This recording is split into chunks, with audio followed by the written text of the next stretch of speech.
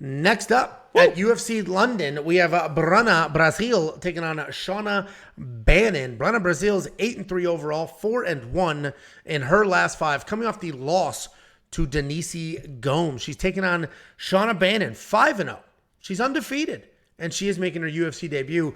And Bruna Brasil is a solid striker. She's got really good power. She's really creative on her feet. She throws everything. She's going to throw a Superman punch. She's going to be spinning back kicks. She marches forward, uses her entire arsenal, and chases finish. She also got some takedowns as well if she wants them, if she needs them. The problem, though, is that her striking is all offense. She's got no striking defense whatsoever. You can touch her if you want to, but if she's coming forward, if it's consensual, you can't just run up and touch her. You said you can touch her if you want to, but always ask. If she's dictating the striking pace, she will have a ton of success. She's taking on Shauna Bannon, UFC debut. She's a striker. She's like one of these. I feel like every week we're breaking down some world champion kickboxer, and then they go in there and their striking just looks terrible. I did all my tape study on Shauna Bannon, and then I learned she was a world champion striker. And my notes did not align with any of the tape I watched did not align with the fact that she's a world champion. That's not what I saw. Even though she technically is somehow, that is not what I saw.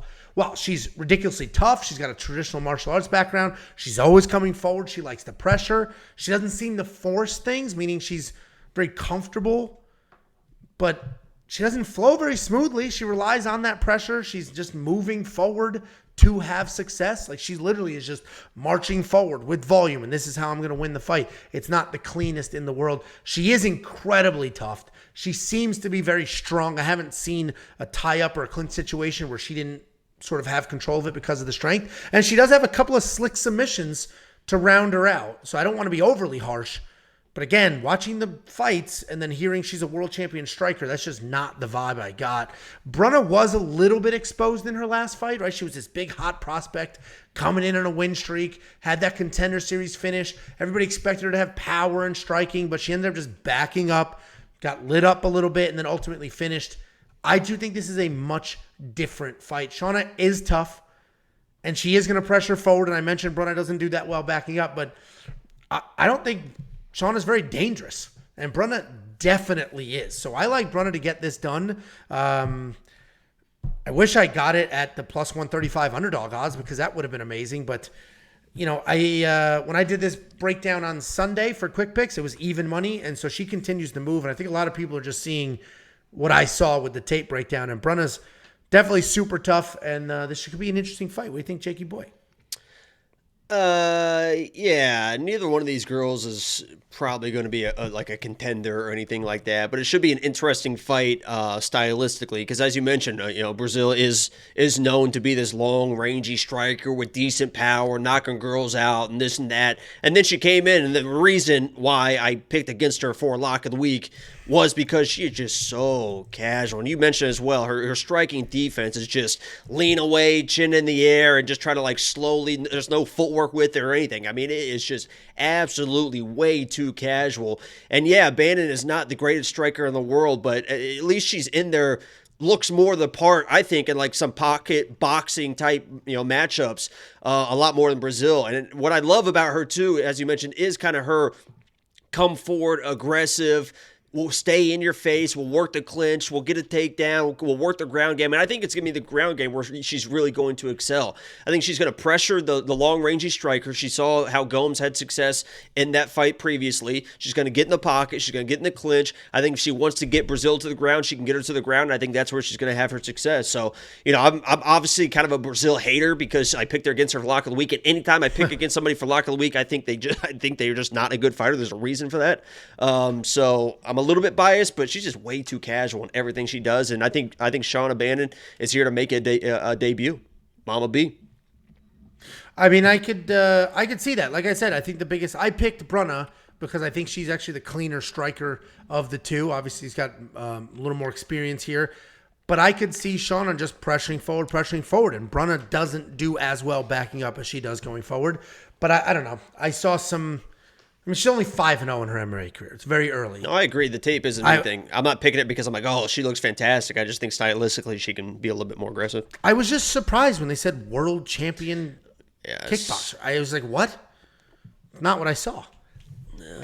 Like, when Alex Pereira fights, you know that was a world champion kickboxer. He looks the part. Not even the knockouts. He just looks the part. But that's just not how some of these fights were. But anyway. I've always thought that anytime I watch Alex Pereira fight, it always looks like he has no idea how to fight. Really? Until he throws a hook and you're like, oh, okay. I don't like that. Just the way he like plots forward. Did you see the video of him boxing the boxer No. in training? I saw it the other day. I don't know how old it is. But the guy, like an actual boxer, and Alex Pereira's like walking down hands low, and the amount of times that boxer snapped his head back with a jab was fucking incredible, because that's just like a little bit different than like a MMA type jab. And he was like, pop, because he just fucking couldn't see it at all. It's kind of funny. Well, back to this fight. Jakey and I are split on this. I imagine low confidence for you. Yeah, I'm not doing anything with it. Yeah. So we are both split on this. I think it's a DraftKings fade for sure. $8,600 to $7,600. The only upside is here.